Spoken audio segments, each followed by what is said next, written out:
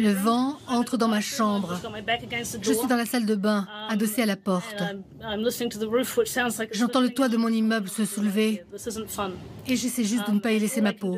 Je pense à tous les gens qui n'ont pas d'abri. Ça va être un désastre humanitaire terrible. Un cyclone de puissance 5 ravage l'archipel des Vanuatu dans le Pacifique Sud. Les victimes sont probablement nombreuses, les dégâts énormes. Il s'agirait du plus violent typhon depuis 30 ans dans toutes les îles du Pacifique. Les organisations humanitaires se montrent en effet très alarmistes depuis ce matin. L'ONU évoque des dizaines de morts. Pour l'UNICEF, c'est l'une des pires catastrophes naturelles du Pacifique Sud. Tout se passait bien. Soudain, une avalanche se déclenche. L'un des skieurs se retrouve enseveli. Fatigués, endeuillés, les 27 membres de l'équipe de production et les sportifs participant au jeu Dropped sont donc arrivés à Paris en fin de matinée. Un retour après une semaine noire en Argentine, au cours de laquelle 10 personnes sont mortes dans un accident d'hélicoptère. Ce fut sans doute la meilleure sensation de ma vie, quand j'ai vu le bout de son casque et que j'ai su que, grâce à Dieu, on l'avait trouvé. Au bout d'une heure d'effort, c'est la délivrance. James, le miraculé, est sauvé. L'équipe a du mal à se quitter, et pourtant tous s'engouffrent dans leur taxi, épuisés sans doute par les 12 heures d'avion vers la France et les 15 heures de bus pour arriver à l'aéroport de Buenos Aires. Dessin exclusif envoyé par notre copain de Charlie Hebdo.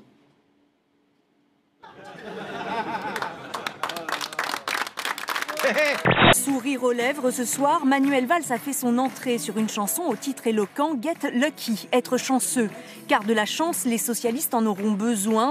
Un nouveau scandale qui éclabousse Sarkozy. Il n'est plus président, mais il a encore 10 gardes du corps. Changer de majorité, laisser les autres choisir pour soi, c'est une décision lourde. Je trouve que Taubira, elle est trop dans une posture victimaire. Au bout d'un moment... Elle n'a rien demandé, elle. Non, mais bon, ça va, au bout d'un moment, elle a qu'à dire qu'on en a rien à foutre et qu'elle s'occupe de choses importantes, quoi. Je veux dire, si à chaque fois que quelqu'un fait un tweet, elle pleurniche, on va pas s'en sortir. 2 mois après la sanglante prise d'otage, l'hypercachère Porte de Vincennes à Paris a rouvert ses portes. Une réouverture courageuse, a dit le ministre de l'Intérieur Bernard Cazeneuve sur place ce matin. Bernard Cazeneuve qui est donc en train de payer ses achats, le symbole est important, vous l'avez compris, ça veut aussi dire, voilà, la vie continue ici. La carte du ministre qui ne marche pas, décidément. À Toulouse, la stupéfaction persiste dans le collège de Vauclin. Des élèves de 6e pensent avoir reconnu sur une vidéo provenant de Syrie un de leurs camarades. On le voit exécuter un otage palestinien. L'enfant serait âgé de 12 ans. Une cellule psychologique a été mise en place. On est plus de 2 mois après les attentats et la carte ne marche pas, la carte interdit bancaire de l'intérieur. Peut-être pas interdit bancaire quand même, mais voilà. Prendre l'avion pour aller faire une conférence d'1 heure dans laquelle on va vous donner des sommes aussi faramineuses que celle-là, ça vous fait oublier combien il faut travailler pour économiser 1 000 €.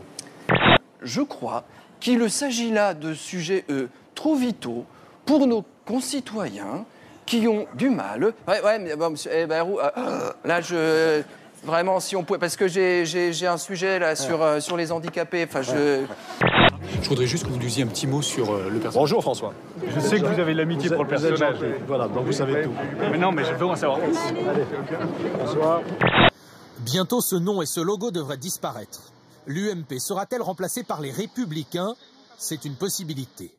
Voici même les 3 logos déposés par une agence de communication et révélés par le journal du dimanche. En France, les derniers sondages placent Marine Le Pen devant tous les partis. 33% d'intention de vote. 9% pour Jean-Luc Mélenchon. Les populistes ont aussi marqué des points aux dernières élections européennes. Au Royaume-Uni, les souverainistes de UKIP ont battu tout le monde.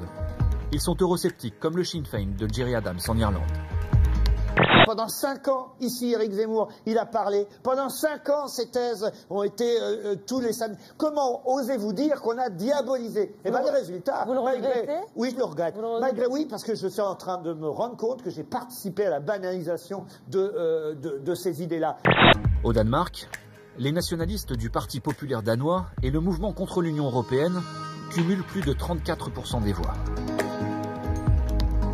Même en Allemagne, le pilier de l'Union européenne, le jeune parti eurosceptique Alternative für Deutschland a obtenu 7% des voix, autant que la gauche radicale de Die Linke. Les gens ne vont pas voter. C'est ça la poudrière. Un pays entier qui fait la grève électorale. des quantités gigantesques de gens qui disent tout ça, c'est un cirque. Donc l'explosion est certaine. Parce que vous savez très bien ce qu'il ferait le peuple.